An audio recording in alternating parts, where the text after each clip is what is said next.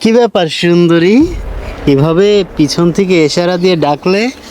আমার শরীরে টাচ করলাম, তারপরেও কিছু বললে না, কোনো রিয়াক্ট দেখালে না। ভালো লেগেছে মনে হয়, তাই না?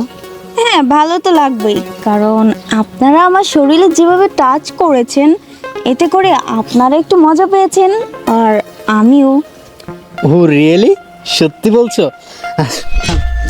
আচ্ছা শোনো না, বলছি আমাদের দুজনের কোনো গার্লফ্রেন্ড নাই, মানে আমরা সিঙ্গেল। তোমাকে দেখেও মনে হচ্ছে তুমি একা, তোমার কোনো বয়ফ্রেন্ড নেই, তাই আর কি তোমার সাথে একটু লাইন মারার চেষ্টা করেছিলাম। তুমি মনে কিছু করনি তো? না না না, মনে আবার কি করব? আমি তো প্রথমেই বলেছিলাম, আপনারা আমাকে যেভাবে টাচ করেছেন আসলে আমার অনেক ভালো লেগেছে। তাছাড়া আপনি আমাকে জিজ্ঞাসা করলেন না যে আমার কোনো বয়ফ্রেন্ড আছে কিনা। না, আমার কোনো বয়ফ্রেন্ড নেই। তাছাড়া আমার বাসা একদমই ফাঁকা। আমি অনেকক্ষণ ধরে ভাবছিলাম যদি আজকে আমার একটা বয়ফ্রেন্ড হতো, তাহলে তাকে নিয়ে একটু সময় কাটাতাম আর একটু রোমান্স করতাম। সেটা তো বুঝিনি আপনারা। যাই হোক, আমার আম্মু হচ্ছে বাইরে একটু ঘুরতে গিয়েছে, আসতে অনেকক্ষণ লেট হবে। যদি আপনারা দুজন চান তাহলে আপনাদেরকে আমার বাসায় নিয়ে গিয়ে একটু। মাই গড, ও রিয়েলি? তাহলে তো বাসা পুরোই খালি, তাই না? তার দোস্ত, সুযোগটা মিস করা যাবে না। আর এত সুন্দর একটা, মনে কর যে আমি কিন্তু আগে, বুঝতে পেরেছিস? শোনো বেবি, আমি আগে যাই তোমার সাথে, ও যাবে, ও একটু পরে আসুক।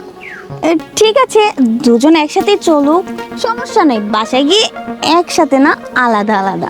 আচ্ছা ঠিক আছে দোস্ত, চল চল।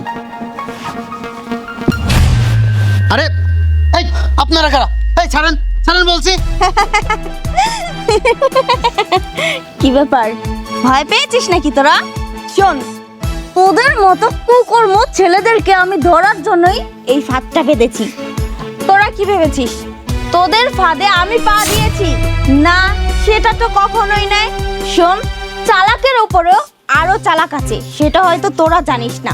তোদের এই ইপটিজিনের কারণে রাস্তাঘাটে মেয়েরা ভালোভাবে হাঁটাচলা করতে পারে না। তাদের সাথে দিনের পর দিন এরকম খারাপ ব্যবহার আচরণ করেই যাচ্ছিস। অনেক মেয়েদের জীবনে এভাবে নষ্ট করেছিস। আর তোরা দুজন কি ভেবেছিস আমাদের হাত থেকে বাঁচবি? না রে পাগল, তোরা এখনো বাচ্চাই রয়ে গিয়েছিস। তোদের থেকে বড় লেভেলের ডাকাত যে আছে সেটা তোরা জানিস না।